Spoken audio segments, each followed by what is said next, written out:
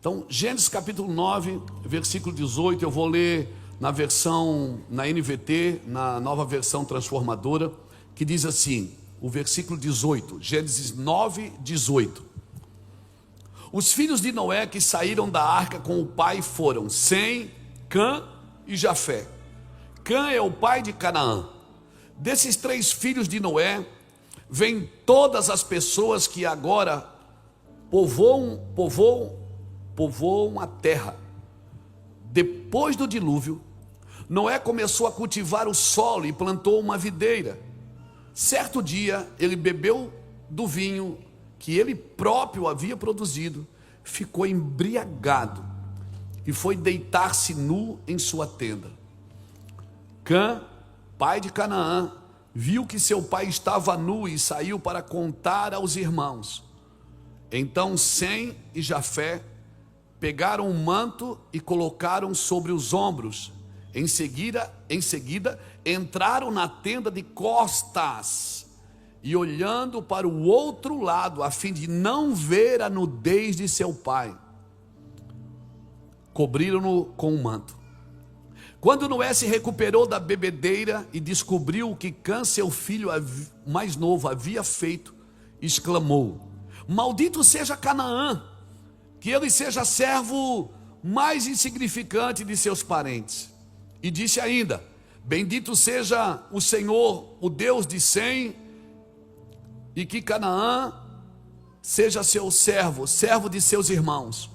Que Deus amplie o território de Jafé, que Jafé compartilhe da prosperidade de Sem, e Canaã seja seu servo. Depois do dilúvio, Noé viveu mais 350 anos, viveu ao todo 950 anos e morreu. Amém? Obrigado, Senhor, pela tua palavra. Senhor, nos dê graça, nos dê sabedoria, nos dê luz do teu Espírito, que ilumine nosso coração, que ilumine a nossa mente, que ilumine a nossa vida, Senhor, para poder de alguma forma contribuir com aquilo que os nossos irmãos precisam ouvir, que eu ouvi de ti e ouvi dos meus irmãos. Eu preciso que o Senhor me dê graça para passar isso, Senhor, de uma forma simples e de uma forma clara, em nome do Senhor Jesus. Amém. Queridos, eu, como a irmã que leu a Bíblia em 25 dias, eu também gosto muito de ler, faço isso todo dia. A Bíblia é o meu livro, é o livro da minha vida. Eu não vou na Bíblia consultar o que eu vou pregar, eu vou na Bíblia sempre buscar para que ela tire as coisas de mim. Na realidade, o meu objetivo de ir nas Escrituras não é tirar coisas dela, é que ela tire as coisas de mim. Mas eu não leio só a Bíblia, eu leio bons livros, eu estudo, eu leio notícias, eu procuro me informar. Como um pregador, como alguém que fala, eu preciso me informar. Não sei tudo, mas o que eu sei, eu procuro trazer luz. Primeiro para mim, sempre buscando a luz do Espírito, para que eu não me envolva com coisas que não diz respeito para nós, porque às vezes você gasta muita energia se envolvendo com coisas que não é para você. E estudando nesse acúmulo de informações, tem um homem que eu gosto muito de ler sobre ele, eu gosto muito de ler seus livros. É um canadense, é um autor canadense chamado Jordan Peterson. Ele é um psicólogo clínico e ele é um professor universitário também. Os livros deles, nos Estados Unidos, no Canadá, na Europa, são fantásticos. Eu não sou psicólogo, não sou psicoterapeuta, não faço psicanálise, mas sou um pastor. E como um pastor, eu trabalho com gente, né? E onde tem gente tem emoções, onde tem gente tem maldições, onde tem gente tem celebrações, onde tem gente tem vida ou morte, onde tem gente tem problemas. E como pastor eu estou sempre procurando servir a mesa dos meus irmãos. E esse homem, Jordan Peterson, ele é conhecido por suas ideias sobre psicologia, sobre cultura, sobre política, sobre responsabilidade individual, porque a gente sempre culpa o coletivo, mas a gente também precisa ter a responsabilidade individual, ou seja, aquilo que eu tenho que fazer. Tem coisas que eu tenho que fazer, E eu tenho culpando, a culpa é do governo, a culpa é não sei de quem, a culpa é não sei de quem. Eu acho que o problema do Brasil não é o caos do Brasil, o caos do mundo não é econômico, ele não é político, o caos do mundo é um caos espiritual. É um caos espiritual. O caos do mundo é a ausência de Deus, não é a presença de trevas, é a ausência de luz. Porque trevas existe até acender uma luz, não é? Se acende uma luz, as trevas são dissipadas. E nós temos um recado do nosso Senhor: brilhe a vossa luz diante dos homens, para que eles façam o que? Vejam as vossas boas obras, e façam o que mais? Glorifiquem o Pai que está no céu. Então isso é representatividade responsável. Ou seja, eu tenho que brilhar, não é por causa de mim, não é brilhar, é iluminar. Porque só brilhar eu posso ofuscar os olhos das pessoas. O trabalho aqui não é só brilhar, é iluminar, brilhando e iluminando. Ou seja, é uma vela acesa que vai acendendo velas apagadas. E pode acender quantas velas você quiser, que a sua não vai apagar, amém, meu amigo? Pode dar dessa luz aí para quem você quiser, porque a sua luz não apaga. Na realidade, a Bíblia diz: brilhe a vossa luz diante dos homens, para que eles vejam as vossas boas obras e glorifiquem o Pai que está no céu. Quando que o mundo que não conhece a Deus vai glorificar a Deus? Quando alguém que conhece a Deus está iluminando, está servindo a mesa. Então esse homem, Jordan Peterson, ele é conhecido por suas ideias psicológicas, culturais, políticas, de responsabilidade individual. Ele ensina o indivíduo a batalhar pela coisa certa. E tem um livro chamado Mapas do Significado, que ele fala muito sobre isso, essa corrupção moral. Que a corrupção moral, ela gera o quê? Um colapso social. Então o colapso social não é culpa coletiva, é culpa de indivíduos. Nós sempre culpamos, a culpa é dos meus pais, a culpa é da minha mãe, a culpa é da minha família, porque eu nasci numa família pobre, é porque eu nasci sem condições, eu nasci sem oportunidades. Não, irmão, tem gente que ainda tem um mundo de oportunidades e não dá respostas, não é? Então no livro Mapas do Significado, ele fala sobre a corrupção moral e o colapso social. E aqui, irmão, a lição de Noé e Cã, ela nos ensina uma coisa muito boa, e nós precisamos pensar nisso. Eu já preguei muito sobre Noé, mas eu queria falar de Cã, porque eu já falei sobre a falta de paternidade de Noé, que amaldiçoou a próxima geração. Por isso Canaã não tinha paternidade, por isso que Abraão foi lá para ser pai em Canaã. Por isso que Deus recomeça o mundo com Noé, mas não recomeça o plano com Noé, começa com Abraão. Porque Deus não pode começar algo com alguém que amaldiçoa as próximas gerações, e foi o que Noé fez. Mas hoje eu não quero me deter a isso. Eu quero falar sobre a lição de Noé e Cã. O que é que ela nos ensina? Que pequenas falhas morais podem acontecer o quê? Pode levar à destruição social. Então você vai vendo uma geração que vai se corrompendo socialmente. Você vai perceber que isso aqui é falhas morais pequenas. E nesse texto bíblico nós vamos, de alguma forma, resgatar algumas narrativas desse texto aqui, que é um texto enigmático, né? Porque a gente não sabe tudo, não está bem claro no texto, né? Se você vai procurar uma linha judaica, você vai ver que a linha judaica, ela vai falar outras coisas, que Noé, além de estar nu, ele ainda foi abusado. Então assim, não dá para você ter clareza no texto. Então é um texto enigmático das Escrituras. Mas eu queria usar para iluminar talvez um dos temas mais urgentes de hoje, que é crise de autoridade e crise de honra. E tem um texto na Bíblia, Êxodo 20, versículo 12, que a Bíblia diz: honra teu pai e a tua mãe. Para quê? Para que acrescente teus dias na terra, longevidade, para que tudo te vá bem. Tem que honrar.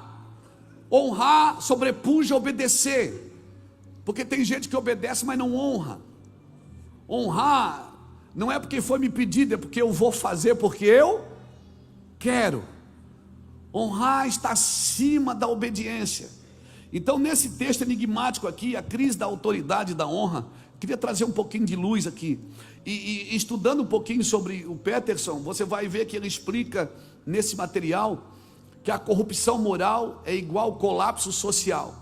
E justamente no texto que eu estou estudando, de Noé e Cã, eu estava preparando alguma coisa para falar no café de pastores sobre Noé e Cã, e eu disse, não, vou falar para a igreja, porque aqui estou vendo jovens que vão ser pastores, estou vendo mulheres que vão ser pastoras, amém? Pastor, mas não, eu vou ser empresário, mas você pode pastorear. Eu tenho muitos empresários aqui que pastoreiam na sua empresa, pastoreiam, cuide dos seus funcionários como se fossem ovelhas do seu rebanho, e louvado seja Deus por isso, amém? Então, corrupção moral é igual a colapso social. E como é que isso começa a se enraizar? Primeiro, pequenas mentiras, irmãos, colapso, crise não começa com grandes crimes, começa com pequenas mentiras, pequenas concessões. Eu já preguei muito sobre isso aqui. Parece que é pequena, mas não é, o estrago é grande. Mentiras que são ditas para evitar conflitos, ressentimentos não reconhecidos, covardia moral. O que é isso? Deixa para lá, isso não é comigo, não tenho nada a ver com isso. Aqui dentro da igreja está todo mundo salvo, lá um mundo que se lasque. Não, isso é problema nosso. Nós somos servos de Deus, nós não estamos sentados na igreja esperando o mundo acabar. Eu não estou esperando o mundo acabar, eu estou esperando a restauração dele. E os céus estão retendo Jesus até que todas as coisas sejam restauradas. E nós vamos contribuir com isso. Há uma grande expectativa na criação que aguarda a manifestação dos filhos de Deus. Amém, irmãos? Amém? Então você é luz no meio de uma sociedade. Você não é luz só no domingo na hora do culto, quando está batendo palma, chorando e olhando para frente. Não, você é luz do trabalho, você é luz dentro do ônibus, você é luz em qualquer lugar que você está. Brilhe a vossa luz diante dos homens. Em outras palavras, e dê testemunho de quem você serve, de quem você ama e com quem você tem uma aliança. É com o seu Deus. Essas pequenas concessões, elas vão deformando o caráter da pessoa, irmão. Pequenas mentiras para evitar conflitos, ressentimentos que apodrecem. Como é isso, pastor? Começa com o indivíduo que se sente injustiçado. Por exemplo, você acha que Caim matou Abel por quê? Porque ele se sentiu injustiçado. Ele não ficou só com inveja do irmão, ele se sentiu injustiçado. O irmão deu certo e ele não. O irmão fez a coisa certa e ele não fez, e Deus voltou lá e disse, por que você não faz de novo? Você não fez certo, agora faz de novo, zera o cronômetro, começa de novo. Quantos irmãos eu tenho conversado durante o dia que diz, pastor, eu fiz tanta coisa errada, eu digo para eles, zera o cronômetro, começa de novo. Vamos começar de novo, agora vai dar certo, faça diferente. Você quer viver diferente, você tem que fazer diferente. Pessoas que vão se comparando constantemente com outras pessoas, pessoas que culpam o mundo por tudo que acontece de ruim nas suas vidas, pessoas que vão dizendo que tudo na sua vida parece que há uma conspiração coletiva contra ela. Não, querido, quando você fala isso, você está dizendo que Deus é injusto, que Deus deu para o João e não deu para o Antônio, que Deus deu para Maria e não deu para Isabel. Não, Deus não é injusto. O que Deus espera é que você chute esse balde aí, continue criando a vaca, que ela vai dar leite de novo. Aleluia, amém. Estou dando um trocadilho aí bem popular para nós. Então aí a pessoa, em vez de se alimentar dessa força de Deus, ela vai alimentando o ressentimento, vai alimentando a rejeição. E aí o que ela faz? Ela se isenta da responsabilidade. E o pior, ela passa a desejar a destruição de tudo aquilo que vem para confrontá-la. Toda vez que alguém vai confrontá-la, ela não aceita. Foi isso que aconteceu quando Caim mata Abel. Ele decidiu, o mundo é injusto comigo, e alguém tem que pagar por isso. Alguém tem que pagar por isso. O mundo é injusto. Quem é que vai pagar? Meu irmão Abel, porque ele foi aceito, eu não. Mas vejam bem, Deus voltou lá e mandou ele fazer de novo. Por que ele não fez? Deus disse para ele em Gênesis capítulo 4, se você fizer bem feito, você não vai ser aceito, mas se você não fizer, o pecado vai bater na sua porta, e você vai ter que dominar essa raiva. É isso que Deus está dizendo para ele. E aí essa coisa vai virando coletiva, irmão. Por quê? Porque uma pessoa com ressentimento, meu irmão, ela vai criando um ambiente de ressentimento. E aí, o problema começa quando muitas dessas pessoas se acumulam numa sociedade. E as pessoas começam a mentir para sobreviver. E aí a sociedade começa o quê? A recompensar comportamento corrupto e a punir comportamentos verdadeiros. Vai ver como nós estamos. O que é verdadeiro vai sendo punido. O que é corrupto vai se tornando comum. Porque todo mundo faz. E segundo está escrito no livro da sua mãe, capítulo 1, você não é todo mundo. Quem já ouviu isso da mãe ou do pai? Quando você diz, mãe, pai, todo mundo. Você não é todo mundo. Sabe o que ela está dizendo? Você é meu filho. Você é diferente. É isso. Aí a corrupção deixa de ser uma exceção e passa a ser o quê? Vida normal, social. O cara já sai de casa tendo que fazer, ele já sabe que naquele dia ele vai ter que mentir para alguém, ele vai ter que enganar alguém, ele vai ter que trair alguém para poder vender o seu produto, para poder continuar no mercado. Por quê? Porque são pequenas concessões que vai acontecendo, irmão. Mas não vamos dar um basta nisso, irmão, em nome de Jesus. As escrituras te garantem a ser luz no meio das trevas. As escrituras te garantem a você ser bênção no meio do caos. Colapso é inevitável. E o dilúvio simboliza isso. É o momento que a mentira e a corrupção, elas ficam tão disseminadas que não tem mais jeito. Deus falou, eu vou ter que destruir tudo. Eu vou ter que destruir tudo. Foi isso que Deus disse, eu vou ter que acabar com tudo. Sabe o que? Deus olhou para a terra e disse, não tem mais jeito. Foi isso que Deus disse, não tem mais jeito, não se sustenta mais, essa mentira, essa corrupção, acabou. O dilúvio representa isso. Aí o que é que acontece? Parece quem? No capítulo 6, bota Gênesis, capítulo 6, versículo 7 a 9 aqui para mim, querido, por favor. Gênesis 6, 7 a 9 diz assim, ó, o Senhor disse, eliminarei da face da terra esta raça humana, que criei, sim, e também destruirei todos os seres vivos, as pessoas, os grandes animais, os animais que rastejam pelo chão, até as aves do céu, arrependo-me de tê-los criado.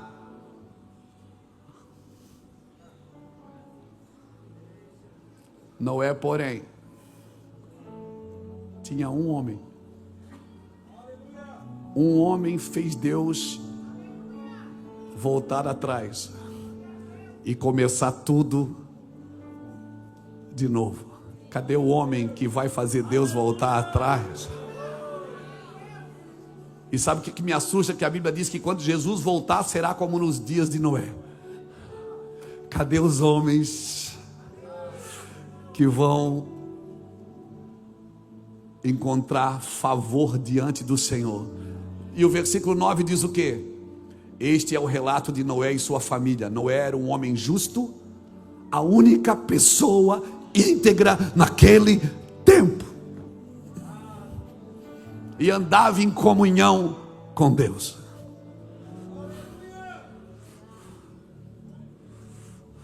Era só o que Deus está pedindo.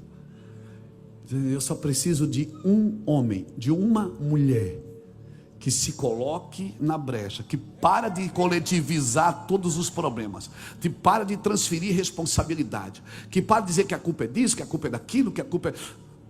E diga assim, Senhor, eu vou agradar seu coração. Senhor, eu vou agradar seu coração. Senhor, eu sou muito mal, eu sou muito ruim, Senhor, mas eu vou me esforçar para agradar seu coração. Eu sou alguém que o Senhor vai ter prazer.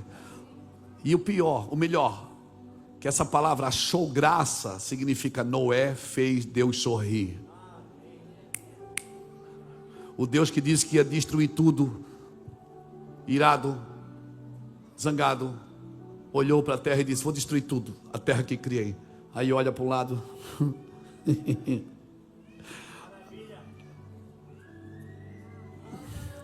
Noé arrumou um problemão para Deus.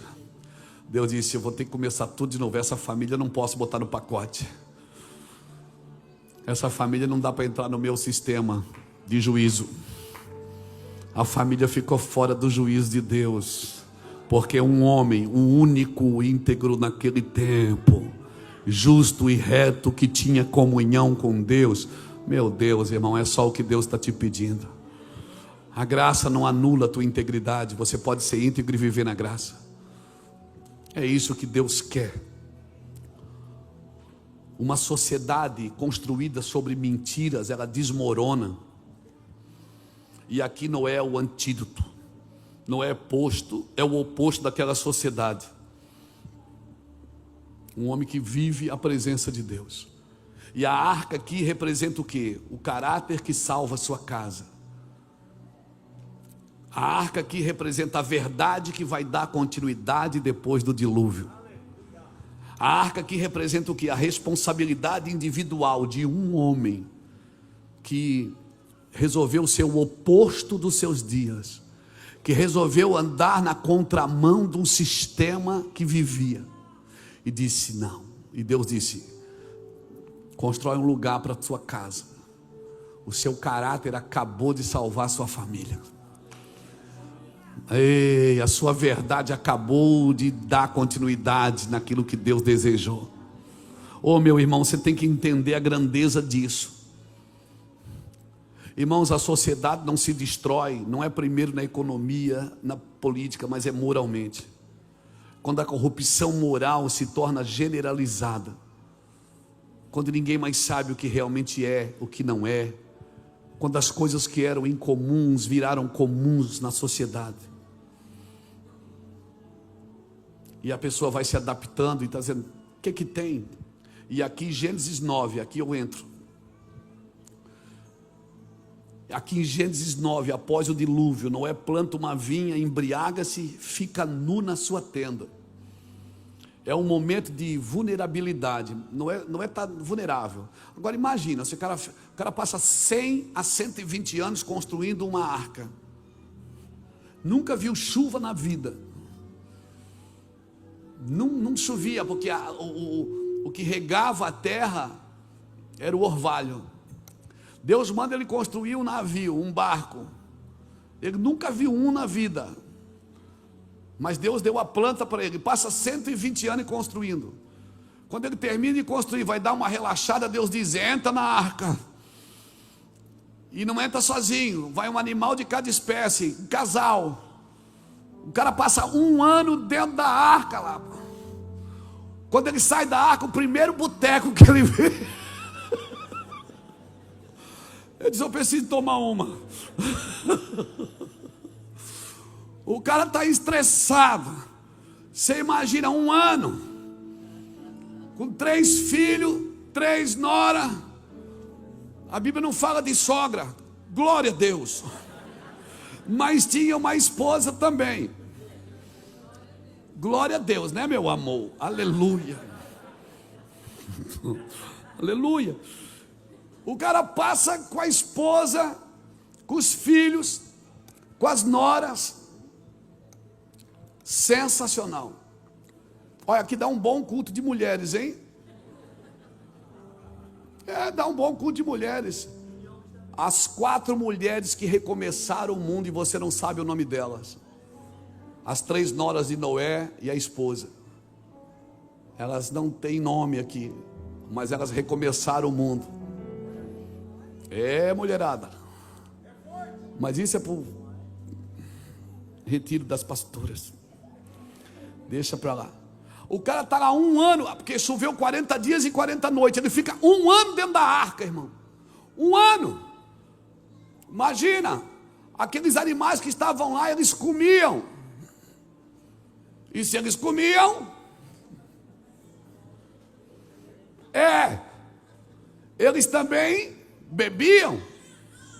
E se eles bebiam, o cara juntando. Todo dia. Do coelho é fácil. Do elefante, irmão. O cara está 1 ano dentro da arca. Quando ele sai da arca, ele vê lá, bar não sei de quem. Ele diz: é eu. Ele foi e tomou uma baga. Um tempo de fraqueza, de vulnerabilidade. Um momento de vulnerabilidade profunda. Um pai justo, porém humano. Um homem forte, mas falho. Pressão, sai da pressão, viveu uma pressão. E aí Cã entra, pega seu pai nu, vê a nudez do pai e a expõe a seus irmãos. Vai vendo, irmão, após o dilúvio. E o dilúvio foi o quê? O grande ato de juízo de Deus. O que foi o dilúvio? O juízo de Deus. Deus estava condenando uma geração corrupta e imoral. Deveria ser o fim da corrupção desse mundo antigo. Deveria ser o fim. Noé planta uma vinha, embriaga-se, fica nu na sua tenda. O texto não comenta, o texto não justifica e nem condena explicitamente esse gesto de Noé. Não estou defendendo Noé, mas o texto não está falando de Noé. O texto não dá detalhes só. O escândalo da história aqui não é a fragilidade de Noé. O escândalo da história aqui é o que Cã fez diante dessa fragilidade de Noé. Cã entra na tenda, vê a nudez de seu pai.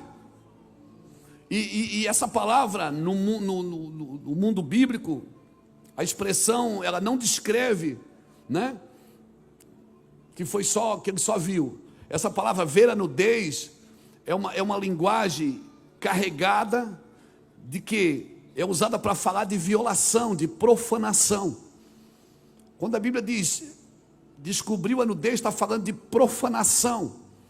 Então foi mais do que ver o pai nu. Não se sabe exatamente o que ele fez, porque a Bíblia não declara, mas toda vez que a Bíblia diz descobriu a nudez, o texto está falando sobre violação e profanação, transgressão grave da ordem familiar e social. É isso que ver a nudez significa. Não se trata apenas de falta de respeito aqui, irmãos. Trata de atravessar limites sagrados. Esse filho atravessou limites sagrados. O texto sugere o quê? Que Cã não apenas observa, mas se aproveita da vulnerabilidade do seu pai. Ele faz algo que ecoa, vai vendo, ele faz algo aqui que ecoa as práticas imorais do mundo, que o dilúvio tinha acabado de julgar. Veja bem, Deus manda o dilúvio para julgar o mundo corrupto e imoral. Aí começa um mundo novo. Aquilo que deveria ter acabado lá, Cã recomeça aqui. Você está me entendendo? Por isso que Noé, ele, quando descobre, ele amaldiçoa aquela geração inteira. Você está me entendendo? Porque não foi só ver, foi profanação do sagrado. Tem coisas que Deus já terminou aqui, irmão. Deus já trouxe juízo sobre elas. O que é que o pastor quer dizer? Tem coisas na sua vida que Deus já deu por acabado. Deus disse: eu já te perdoei. Deixa isso para trás. Acaba com isso. Aí começa um mundo novo. Sai todo mundo da arca, feliz. Noé faz o sacrifício. Deus diz: olha, Noé, daqui por diante o mundo vai começar a continuar com você, né? Tudo que Deus falou para Adão, fala para Noé. E aí Cã traz de lá, daquela corrupção do mundo antigo, que já havia sido julgado pelo dilúvio. Cã recomeça aqui. Tem coisas que você já venceu, amém? Tem coisas que Deus já condenou e já julgou na sua vida. Deus já julgou e condenou, amém? Tem coisas que você já pregou na cruz, amém? Então não volte ao vômito, irmão. Não volta ao vômito, irmão. Não volta ao vômito, irmão. Ei, acorda, Brasil. Não volta. Ele faz algo que ecoa as práticas imorais do mundo que o dilúvio acabou de julgar. O pecado que deveria ser sepultado nas águas reaparece. Agora veja bem, o pecado reaparece aonde? Na família que Deus escolheu para recuperar a humanidade. Passa pela sua cabeça que Deus escolheu a tua casa, a tua família, o teu sacerdócio para recuperar a sua família. Passa na sua cabeça que até aqui a sua família vivia de um jeito, seus antepassados viviam de jeito, e a partir de você vai viver de outro jeito. Passa pela sua cabeça que talvez os seus parentes Os seus antepassados foram imorais, foram corruptos, fizeram o que fizeram, mas em você Deus começa tudo de novo. Cabe na sua cabeça que você quebrou um ciclo. Cabe isso na sua cabeça. Você quebrou um ciclo, você não pode voltar. Deus está contando com você. Daqui por diante, a partir de você, o mundo é diferente. A partir de você, ninguém mais vai ficar doente com essa doença na sua família. Você está doente do coração, você vai no médico, o médico pergunta o quê? Tem alguém que sofre da mesma doença da sua família? Por quê? Porque é genético, irmãos. Não é assim. Você tem diabetes, alguém diz da tua família, alguém tem diabetes. Mas em você vai quebrar o ciclo em nome do Senhor Jesus Cristo. Em você daqui por diante um mundo novo, porque você nasceu de novo. E o mundo novo você vai viver. E novo céu e nova terra está sendo preparado para você em nome de Jesus Cristo. Diga para alguém que está do seu lado: quebrou o ciclo em você. Quebrou o ciclo em você, quebrou. O pecado que deveria ter sido sepultado nas águas, ele reaparece agora dentro da própria família escolhida para recomeçar a humanidade. Por isso, irmão, que a reação de Noé foi tão severa. Não foi uma explosão emocional, não foi uma injustiça patriarcal, foi discernimento. Não é quando amaldiçoa Cã, ele está dizendo: você recomeçou, você reacendeu uma coisa que Deus apagou no dilúvio. Você aceitou Jesus, amém? Você aceitou Jesus? Quem já aceitou Jesus? Levanta a mão assim comigo. Você já aceitou Jesus? Fica assim. Você já quebrou o ciclo. As maldições hereditárias da sua casa não pegam mais você.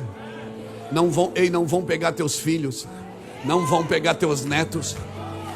Não recomeça. Agora com a mão levantada, olha para alguém que está do seu lado e diga: você quebrou o ciclo.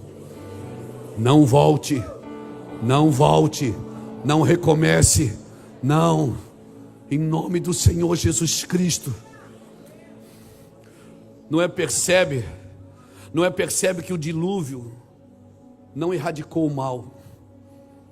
Ele reconhece que a corrupção atravessou o juízo de Deus e voltou a se manifestar. Quantas coisas Deus já disse para mim. Quantas coisas, irmãos, Deus já disse. Quantas coisas eu vi na minha casa, na infância. E o que eu sempre mais queria sempre foi correr do passado. Olhar para frente, porque eu não queria viver aquilo. Eu não queria que aquilo se repetisse na vida dos meus filhos e na vida dos meus netos. E não vai, porque eu quebrei o ciclo. As coisas velhas se passaram e tudo se fez novo na sua vida. A partir de você o negócio vai ser diferente. Amém, querida? A partir de você o negócio vai ser diferente. A maldição pronunciada não é contra esse deslize momentâneo que Noé teve, mas contra uma conduta que revelou continuidade, não arrependimento. O que Cã fez estava revelando o que? A continuidade que Deus acabara de julgar. O que eu quero dizer com isso nessa noite? Acabou, meu irmão. Acabou. Acabou. Acabou, irmão. A partir de você acabou. O que assolou a sua casa, assolou os teus antepassados. O sangue derramado que foi derramado na sua família. Os abortos que foram praticados. As imoralidades que foram praticadas. As doenças que foram atraídas pelas maldições que você e os seus antepassados viveram. Na cruz de Cristo, as coisas velhas se passaram e tudo se fez novo. Amém, querida? Porque o problema aqui não é um erro isolado, mas é a permanência de um padrão. Cã representa a repetição do velho mundo dentro do novo mundo. Ou seja, o velho homem, né, Mateus? O velho homem vivendo, o cara nasceu de novo, aceitou Jesus. Aí ele vem para a igreja, ele vai para o estudo bíblico, ele vem para o CTM, ele vai para os retiros, ele começa a viver diferente, Oda. Ele começa a viver uma nova vida. Isso é nascer de novo. Não é eu aceitei Jesus, não, você está buscando essa nova vida. Então agora você está num novo mundo. Por quê? Porque você nasceu de novo. E o que você aguarda? Novo céu e nova terra. Por quê? Porque eu nasci de novo. Você não pode trazer as mesmas práticas, irmãos. Aquilo que condenou a tua geração, que condenou teus pais, que talvez diluiu a tua família no caminho, que trouxe miséria financeira, que trouxe maldição hereditária. Eu estou sendo claro, gente? Você está me entendendo? Você está pegando isso da sua vida? Então o fato de estar aqui hoje não é só por causa de hoje. Você está desamarrando nós. Você tem que entender o que está acontecendo aqui. Você está desamarrando nós. Amém? Você está quebrando retrovisores, para que nada de trás te alcance.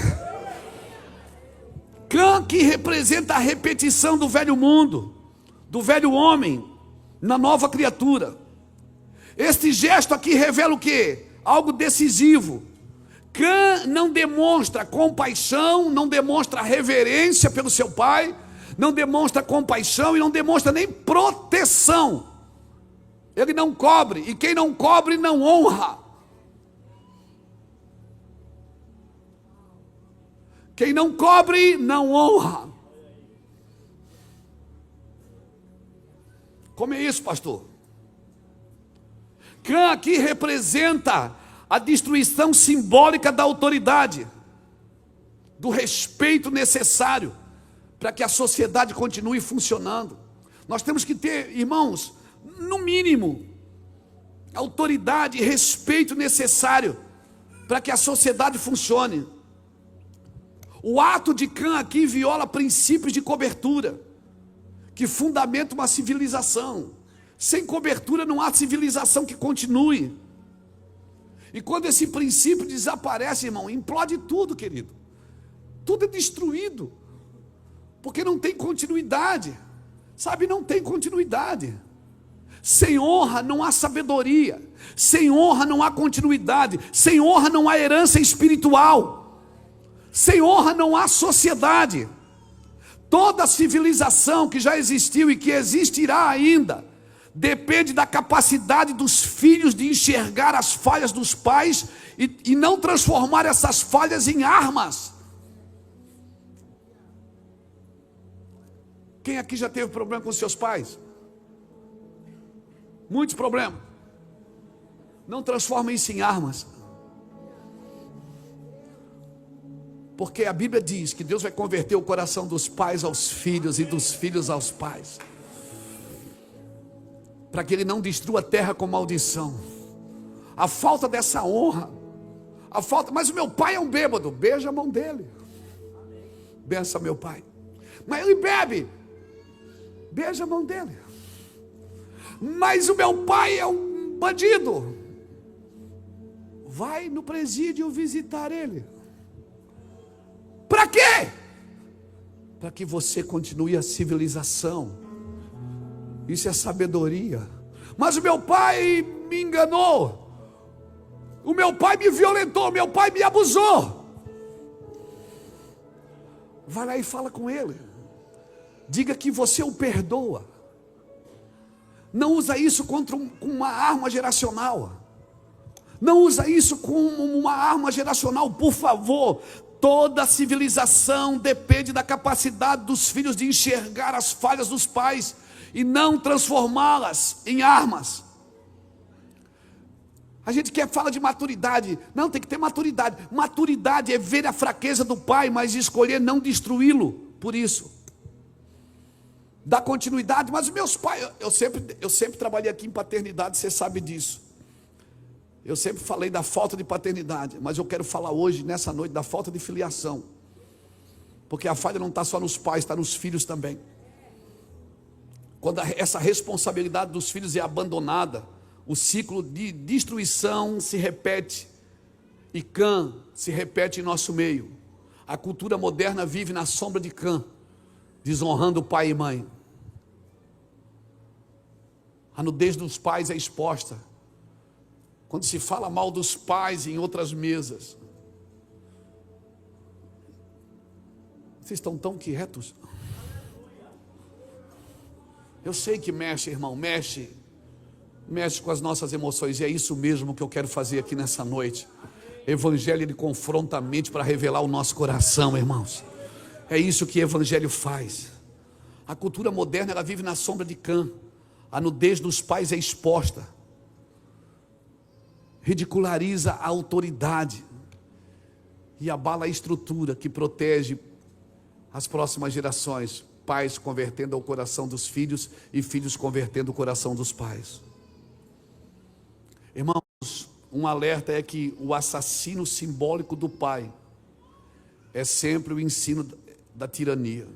Quando você mata a figura do pai aqui dentro. Mas eu não conheço meu pai, eu fui criado sem pai, meu pai foi embora, eu era pequeno. Não mata a figura dele dentro de você. Por quê, pastor? Porque você nunca vai ver Deus como pai. E se você não vê Deus como pai, você vai querer trabalhar para Deus por algo que Ele pode te dar. Filho não trabalha por algo que o pai pode dar, ele trabalha por herança. Filho não trabalha por salário, ele trabalha por herança. Você está me entendendo? Não mata a figura do teu pai aí dentro, nem da tua mãe, nem do teu pai, principalmente do pai hoje. Porque se você matar a figura do pai, quando a figura do pai cai, o caos começa a entrar. Agora, deixa eu falar da coisa boa também, para vocês darem uma risada, vocês estão tão quietos. Estou assustado. Mas enquanto Cã representa essa destruição moral, essa continuidade da imoralidade, Sem e Jafé. Ei, deixa eu falar de Sem também. Deixa eu falar de Jafé. Sabe o que eles fazem? Eles entram de costas. Eles se recusam a participar daquela humilhação. Eles protegem a figura paterna. Eles mantêm a ordem intacta. Eles preservam a honra e eles dão continuidade naquilo que Deus um dia desejou. Pais convertendo o coração dos filhos e filhos convertendo o coração dos pais. Em contraste de Cã, Sem e Jafé entram na tenda de costas. Eles se recusam, eles não participam daquela profanação. Eles não... Veja bem, eles não negam a fragilidade do pai, não negam, mas escolhem não transformar essa fragilidade em oportunidade de destruição. Eles interrompem o ciclo de maldade. Eles cobrem aquilo que, se for exposto de forma errada, destruirá tudo outra vez. E eu te pergunto, que filho que você é?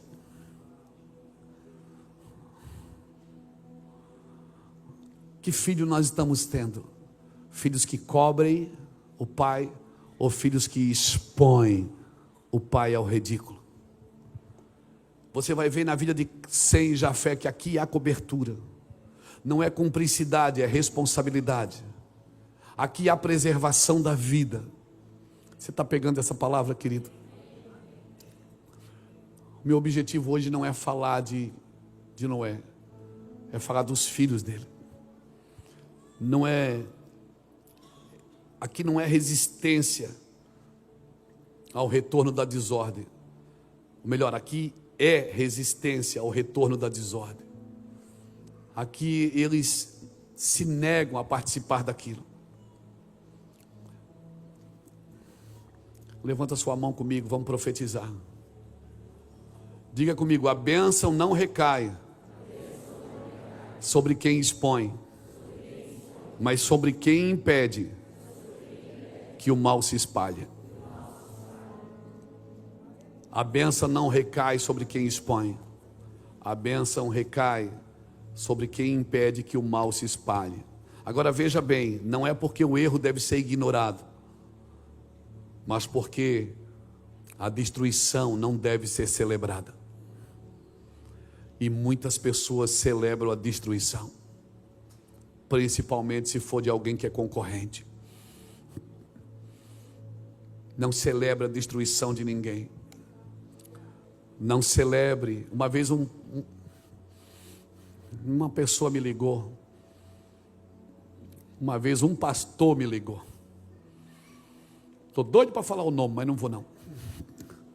Uma vez um pastor me ligou, dizendo que queria abrir uma igreja, porque naquela cidade tinha um pastor que tinha caído em adultério, e as pessoas estavam saindo daquela igreja. Ele ia aproveitar que o pastor caía em adultério, para abrir uma igreja, para pegar os membros daquela igreja que o pastor caiu em adultério. Eu fiquei pensando, tirei o telefone, naquela época era o Nextel, lembra do Nextel? Eu fiquei pensando, isso não vai longe. Deus não precisa disso para abençoar ninguém. Deus não precisa destruir um para levantar o outro, irmãos. O que Deus queria é compaixão. Foi o que Cã não teve. Não teve compaixão, não teve proteção, não teve respeito, não teve reverência. Quando você souber que alguém está mal, irmão, não celebre, por pior que seja seu inimigo. Não celebre, por favor. Não celebre, porque o karma, né? Vamos falar de karma? O karma volta, querido. Tudo que você deseja aos outros, isso é Bíblia, não é karma não. Isso é Bíblia. Tudo que você deseja aos outros pode acontecer com você. O mal que você deseja vai bater na sua porta. A vingança que você deseja vai atacar a sua casa. Resolve logo, irmãos. Perdoa logo. Perdão é uma questão de rapidez. Quanto mais rápido você perdoa, mais rápido você se livra. Amém, querido? Mais rápido você se livra da dor. E essa história aqui de Noé e Cã não é em primeiro lugar sobre pais e filhos e filhos maduros, não, e pais irresponsáveis, não. Ela é sobre o quão rápido a humanidade é capaz de repetir os mesmos pecados, mesmo depois de juízo, mesmo depois da graça, mesmo depois de novos começos. Então não pense que você está na igreja, porque agora eu aceitei Jesus faz 20 anos, faz 30 anos. Não pise em falso, irmão. Não pise em falso, não se torne vulnerável pelo tempo de igreja que você vai.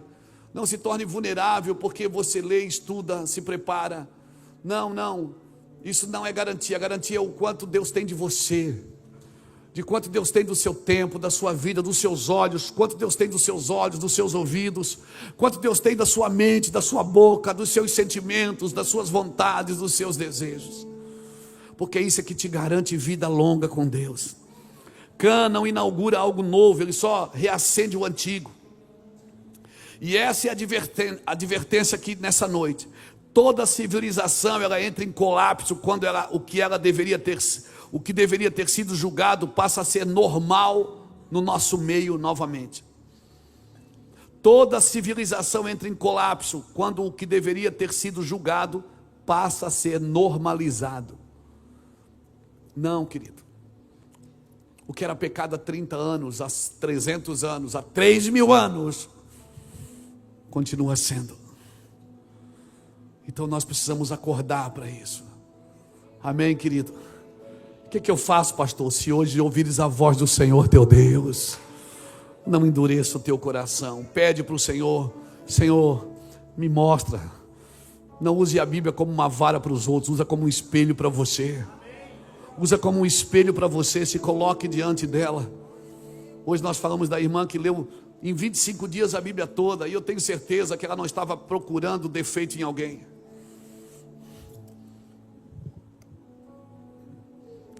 Cada vez que você lê, que você estuda, que você se prepara, que você jejua, que você ora, é para ver você, não é para ver os outros.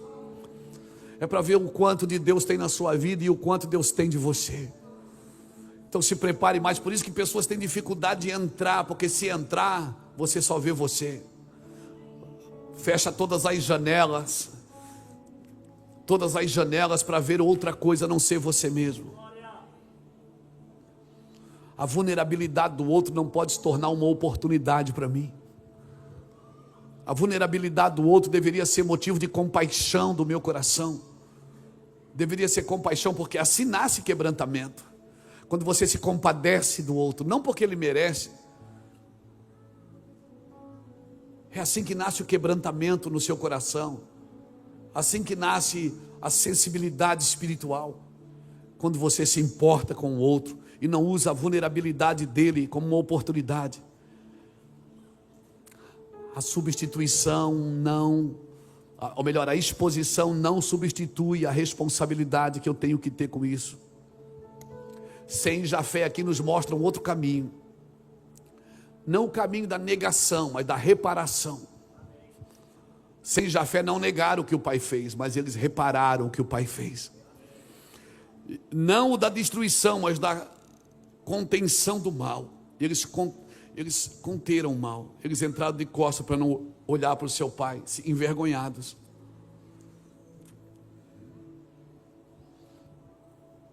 Quem já viu cena dos seus pais que te envergonhou? Quem já viu situações dos seus pais que te envergonhou? Irmãos, eles não tiveram aqui uma ação, não da rebelião cega, mas da fidelidade, da ordem que Deus deu para a criação. E esse gesto aqui de Sem e Jafé revela o quê? Revela responsabilidade diante das falhas da geração anterior. Então vamos parar de condenar a geração anteriores, porque talvez eles não tinham a revelação que nós temos hoje. Talvez eles não tinham a internet que nós temos hoje. Talvez eles não tinham o chat que nós temos hoje. Talvez eles não tenham as coisas que nós temos hoje. Guarda isso no seu coração, porque isso vai te ajudar a pensar essa semana. A bênção recai sobre quem cobre, não sobre quem exibe. Se você sabe de alguma coisa mal de alguém, cobre. Porque hoje não é... Antigamente a gente falava fofoca, né? Hoje é intercessoca. O que é intercessoca? É quando você fala de uma coisa que você sabe de alguém para outra pessoa e você diz, não, eu não gosto de fofoca. Mentira, gosta. Eu não gosto de fofoca, mas eu vou falar para você orar. Isso se chama intercessoca. É uma intercessão misturada com fofoca. A bênção recai sobre quem cobre, não sobre quem exibe. A cura não vem da rebelião, ela vem da responsabilidade. Restauração não nasce de exposição, mas da honra. Amém? Da honra. Por muito tempo a igreja que tinha essa revelação colocava as pessoas na frente do púlpito na hora da ceia para expor os seus pecados, para proibir as pessoas de tomar a ceia, porque elas não podiam ter comunhão com Deus, porque elas estavam em pecado. Se Deus amou o mundo de tal maneira que deu o seu Filho para que todo aquele que nele crê não pereça, mas que tenha a vida eterna. Nós queremos dizer o que Deus perdoa e o que Deus não perdoa. Nós temos catálogos de pecados. Isso Deus perdoa, isso Deus não perdoa. Por isso que nós temos perdão suficiente. Não temos perdão suficiente para perdoar uma pessoa que pecou em imoralidade, mas temos perdão suficiente para perdoar corruptos. Irmãos que não pagam as suas contas, que pedem dinheiro de outros irmãos e não pagam. A igreja parece não ter esse nível de perdão, mas aquele irmão que pecou, que traiu, que mentiu, que enganou, esse é digno de morte. Mas o corrupto não, que continua enganando pessoas, vendendo produtos que não existem. Que Deus tenha misericórdia de nós, irmãos, que nós podamos é boa, né? Podamos é do verbo podar, eu podo, tu poda, ele poda. Que nós podemos, ou possamos existe, possamos era um carro que nós tínhamos, era possante. E onde ele parava tinha uma poça de óleo.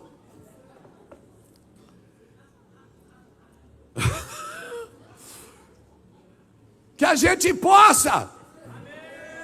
Ei, glória a Deus pela língua portuguesa.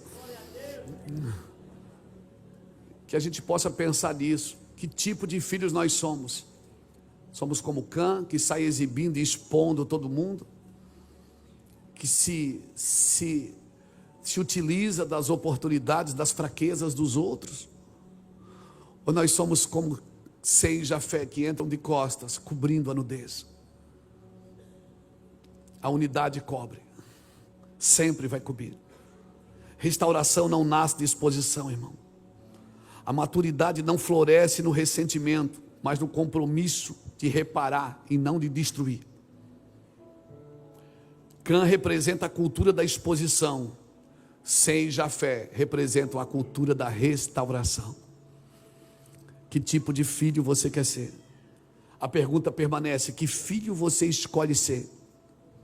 Porque a restauração da sociedade, quem quer ver um Brasil restaurado? Quem quer ver uma nação restaurada? Quem quer ver uma América restaurada? Quem quer ver um planeta restaurado? A restauração da sociedade passa pela restauração da honra. Sem isso, nós vamos continuar colhendo o caos de uma geração que perdeu o respeito pela paternidade, que perdeu o respeito pela autoridade. A pergunta que o texto nos lança não é apenas: você honra seus pais? Mas é algo mais profundo, e eu termino aqui. Você cobre para preservar a vida, ou você expõe para repetir a destruição? Você é um filho de Deus, amém? Se você é um filho de Deus, você escolhe que filho que você quer ser. A Bíblia fala em Ezequiel 47 ou 48 do rio de Deus, que um homem foi colocado no rio. Ele andou, as águas davam nos atelhos, depois nos joelhos, depois nos lombos, depois as águas tinham que passar a nado. Quem coloca você no rio é Deus, mas em que lugar do rio você quer ficar é você que decide. Quem coloca você no rio é Deus. Jesus morreu por você. Agora, em que lugar do rio você quer ficar é você que decide. Você quer água nos atelhos? Só vai fazer lama. Vai molhar, mas é só lama. Quer água nos joelhos? Ainda dá para forçar. Você quer água nos lombos? Vai ficar pesado. Ou você quer água que não dá para passar de pé, tem que passar nada. Sabe o que é isso? É sair do controle. É deixar Deus conduzir você até onde Ele deseja. Por isso eu vim aqui nessa noite, como servo de Deus, dizer para você: não ressuscite Cã. Não ressuscite o Cã. Você nasceu para cobrir, para honrar, para respeitar. Você nasceu para reconhecer. Isso não anula o erro dos nossos antepassados, mas eu estou vivendo a minha geração agora, a responsabilidade é minha. Eu não vou colocar a culpa nos meus pais. Foi difícil? Foi. Começar de novo não foi fácil. Você já começa com um cronômetro negativo, já começa devendo. Mas eu não vou botar a culpa nos meus pais, nos meus avós, nos meus antepassados que se perderam, que talvez não serviram como deveriam servir. Eu estou vivendo agora, cara, 2026, e eu vou fazer de tudo para os meus filhos não viverem as mesmas coisas. Eu vou fazer de tudo para os meus netos viverem, eles vão ser melhor do que eu. Eu ando, meus filhos correm, meus netos voam. Então você decide hoje que filho você quer ser. Quer ser um filho que vive expondo a nudez de todo mundo, principalmente dos seus pais? Ou você quer ser um filho como sem Jafé, que vai cobrir a nudez, vai entrar de costa e não vai dar continuidade à maldade? Amém, querido? Por que o senhor está falando isso? Porque essa maldade, ela já foi paga na cruz. E às vezes você quer que as pessoas paguem de novo. Às vezes você quer que a pessoa pague de novo. Já foi paga na cruz. Você tem uma cruz para carregar, essa cruz é sua. Ela não é de Cristo não, Cristo carregou a dele, Ele não carregou a minha, eu estou carregando a minha. Ele diz: tome a tua cruz e segue-me. Eu estou seguindo Ele com a minha cruz nas costas. E não adianta você dizer: a minha cruz é minha esposa, a minha cruz é meu marido, a minha cruz não. Sua cruz é seu orgulho, sua cruz é sua soberba, sua cruz é sua prepotência, sua falta de humildade, sua cruz é a sua falta de humilhação, sua cruz, sua falta de lágrimas. Para de brigar, dobra o joelho e chora, irmão, vê como é bom. Para de discutir, dobra o joelho e chora, vê como é bom. Eu vim aqui nessa noite para dizer para você, e você está aqui. Deus não daria uma mensagem tão difícil como essa. Sabe o que eu queria estar pregando? Eu queria estar pregando cura, avivamento. Avivamento! Mas nós não teremos avivamento se nós não tivermos um conserto moral na nossa nação. Se nós não tivermos, não é na nação, é na igreja. Porque a gente culpa governo, culpa a nação, culpa todo mundo. Mas esse problema é espiritual. Esse problema é a ausência de Deus nos lares, a ausência de Deus nos lugares, a ausência de Deus nos negócios, a ausência de Deus na igreja. Aleluia. Você que está aqui nessa noite, você que é um filho de Deus, você que veio aqui hoje, e talvez, eu não me preocupo quando as pessoas ficam quietas me ouvindo, não, eu até acho bom. Que às vezes as pessoas fazem tanto barulho que elas não conseguem ouvir o que está sendo dito. Então significa que você ouviu bem hoje. E se você ouviu bem, e você se identificou com alguma coisa que eu disse, pastor, puxa, eu não tinha pensado nisso. Porque quando Deus me falou isso hoje, eu chorei. Na mesa da minha sala lá em casa, eu baixei a minha cabeça, a Iraci estava lá no outro quarto. Eu baixei minha cabeça e chorei e pedi perdão. Senhor, me guarda, me perdoa, me perdoa. Quero orar por você. Quero orar por você. Você que diz assim, não, cana, a cruz já pagou minha conta. Eu agora quero viver como sem Jafé. Quero cobrir a nudez. Se eu ver alguém descoberto, eu vou cobrir. Se eu ver alguém em necessidade, eu vou suprir. Se eu ver alguém chorando, eu não vou sorrir. A Bíblia diz para mim chorar com os que choram e se alegrar com os que se alegram. Sabe o que é isso? Que vai ter dia que vai ter gente chorando e vai ter dia que vai ter gente sorrindo. E você vai de A a Z. Um dia você vai chorar, um dia você vai sorrir. E é normal isso, viu, gente? É normal. É normal ser gente. Mas você que está aqui nessa noite diz, pastor, essa palavra me pegou. Eu não sou cão, não. Eu não sou cão, não. Minha geração não é amaldiçoada, não. Minha geração vai ser bendita. Você viu a benção? Você viu a diferença? Bota ali de novo o texto que ele falou para Cã, e o que ele falou para Jafé, e o que ele falou para Sem. Bota ali de novo, Gênesis capítulo 9, versículo 18 em diante.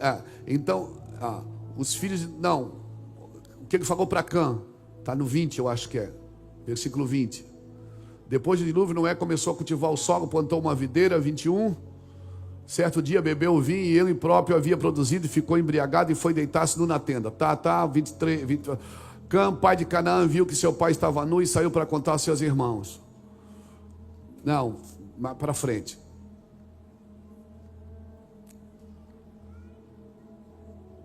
Para frente. Maldito seja Canaã, que ele seja servo mais significante de seus parentes. Você quer ser escravo de parente, não? Hein? Servo insignificante é escravo. Servo não é maldição, porque ser servo é bênção. Mas servo de servo é ser escravo. Agora, você quer ser escravo? Agora o que é que ele fala para Sem e Jafé? Vem comigo, irmão.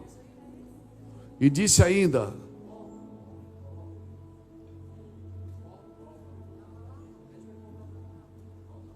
volta lá, querido, 26. Você tem que ler a Bíblia com a irmã, hein?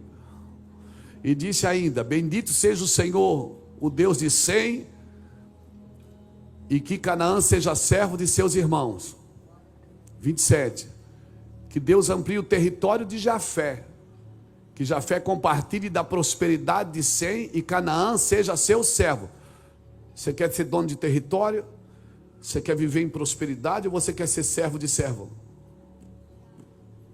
É você que decide que tipo de filho você quer ser nessa geração. Se Deus falou com você, sai do seu lugar e vem aqui na frente, a gente vai orar em nome de Jesus.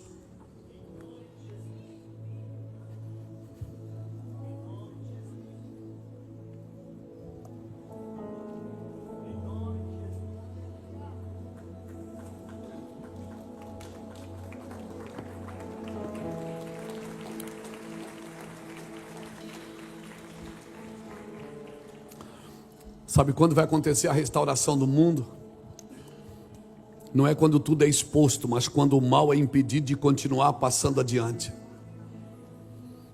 E aqui nós vemos a revelação de uma crise geracional. A restauração não virá pelo ressentimento nem pela exposição, mas pela honra que preserva a herança e dá continuidade ao propósito. Onde filhos cobrem, Deus abençoa. Onde filhos expõem, a bênção cessa. A pergunta não é se pais falham, mas se haverá filhos maduros o suficiente para não dar continuidade à destruição. Honra teu pai e tua mãe, para que acrescente teus dias na terra e para que tudo te vá bem. Eu quero orar por vocês, irmãos. Fique todos